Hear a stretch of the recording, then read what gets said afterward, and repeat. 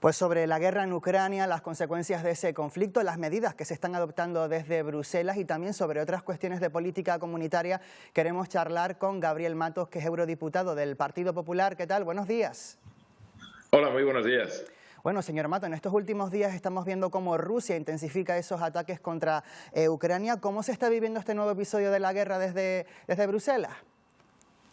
Bueno, con una enorme preocupación, como es lógico, ¿no? Desde el primer momento lo que hemos hecho ha sido condenar esta agresión de Rusia a Ucrania y sobre todo lamentar el enorme número de vidas humanas, ¿no? De vidas que se han ido perdiendo. Y también, bueno, manifestar claramente nuestro rechazo a estas últimas actuaciones, entre otras también la anexión ilegal de algunas de las regiones de Ucrania. Yo creo que en ese sentido es unánime la respuesta de la Unión Europea y lo que tenemos que decir alto y claro es que basta ya, que acabe esta absurda guerra y que todo vuelva a la normalidad, ¿no? Dentro de los cauces que establece, bueno, la propia legislación internacional y las Naciones Unidas. Bruselas está desarrollando, lo veíamos hace unos minutos, un paquete de medidas para afrontar la crisis energética derivada de esa guerra en Ucrania. La Comisión Europea propone compras conjuntas de gas. Por ahora, Bruselas aplaza poner un tope al precio del gas, tal y como se hace ya en España y Portugal. Ayer en el Senado, en ese cara a cara entre Sánchez y Feijóo, el presidente del Gobierno acusó a los populares, dice, de estar haciendo lobby en las instituciones europeas para que no salga adelante esta excepción ibérica en el resto de Europa. ¿Están haciendo ustedes presión? No, es una mentira más del gobierno socialista, ¿no? Una más a sumar. Evidentemente, nosotros todo el lobby que hacemos es en favor de los intereses de los ciudadanos españoles y en esa línea nos van a encontrar siempre. Nunca hemos puesto ningún tipo de pega al gobierno o a la actuación del gobierno en Europa, todo lo contrario. Y tenemos además muchísimos ejemplos. Lo que pasa, lo que no se puede pretender es que digamos a todo amén y que todo nos parece bien cuando hay algunas cuestiones que no. Y puedo hablar de muchos temas, no solo en este de la energía, pero también del reparto de fondos que ha estado muy de moda estos últimos días, y de cuál ha sido el reparto, cuál es la falta absoluta de transparencia y que incluso ha hecho peligrar, ¿no?, el que nos sigan dando fondos. Bueno, pues en ese sentido yo creo que el Partido Popular y el Grupo Popular Europeo ha sido siempre muy claro y lo vamos a seguir siendo. Defensa total y absoluta de los intereses de los españoles. El presidente de su partido aquí en España, Alberto Núñez Feijóo, viaja hoy a Bruselas para reunirse con la presidenta de la Comisión Europea, con Ursula von der Leyen. Luego participará, creo, en una cumbre del Partido Popular Europeo. Quiero preguntarle, ¿qué le parece a usted que Forza Italia de Berlusconi en Italia, en ese país que pertenece al Partido Popular Europeo, sea socio de gobierno de la extrema derecha, de Giorgia Meloni? Meloni es euroscéptica. Bueno, los italianos han decidido que así fuera, ¿no? Ojalá no hubiera necesidad de hacer algunos pactos. Lo decimos también muchas veces en la propia España, ¿no?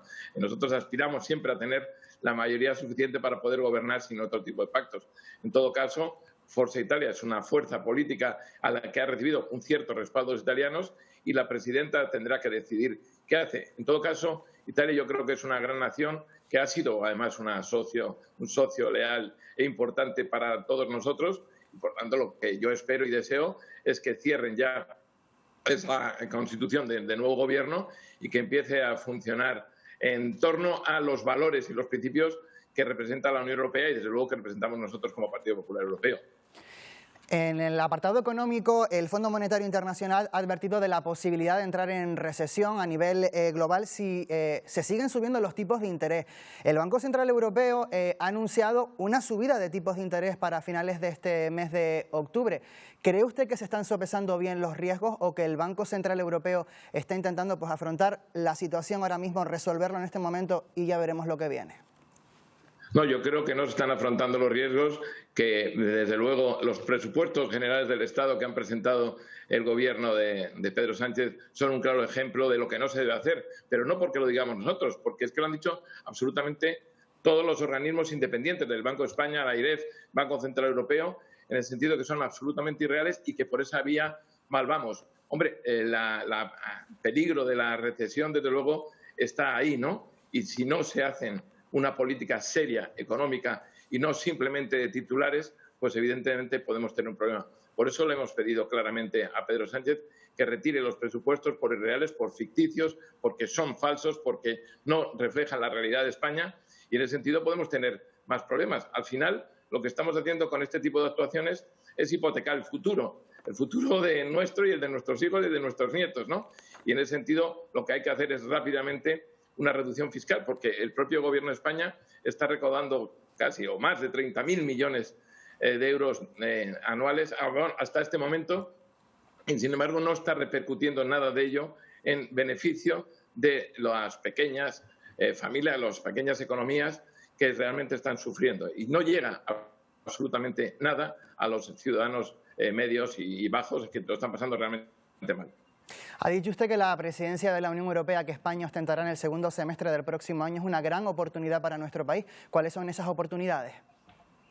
Bueno, he dicho que es una gran oportunidad para nuestro país, efectivamente, si no se utiliza para desarrollar todavía el ego, ¿no?, y el narcisismo del presidente del Gobierno.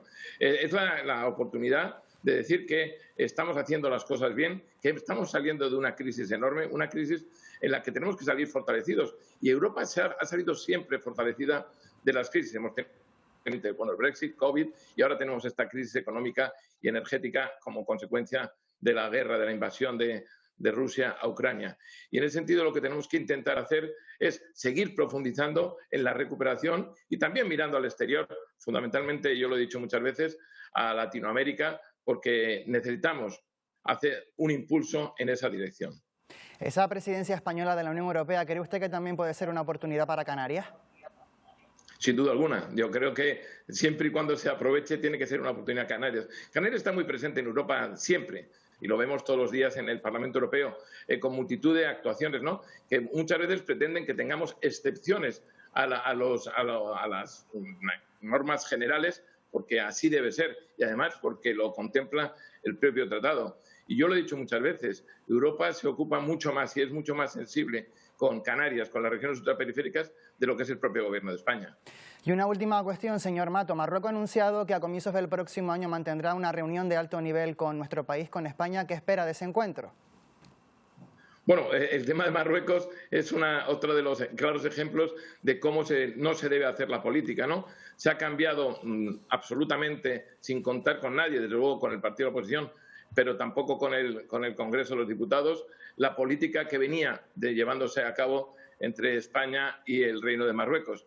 Marruecos tiene que seguir siendo un fiel aliado, un amigo, pero desde luego no se pueden cambiar las formas, ni siquiera cómo estábamos, ¿no?, cómo nos estamos tratando en base a lo que establecía Naciones Unidas de forma unilateral y sobre todo de forma tan poco transparente. No sabemos qué se pactó con Marruecos y, sin embargo, sí sabemos que ninguna de las posibles condiciones que se habían incluido se cumplen, con lo cual hemos logrado enfrentarnos con Argelia, hemos logrado no tener ningún tipo de claridad en relación con lo que va a pasar y, por supuesto, si hablamos de migración, pues ya sabe usted cómo están las cosas. Pues Gabriel Mato, eurodiputado del Partido Popular, gracias por habernos atendido. Buenos días, Canarias. Muchísimas gracias, un abrazo fuerte.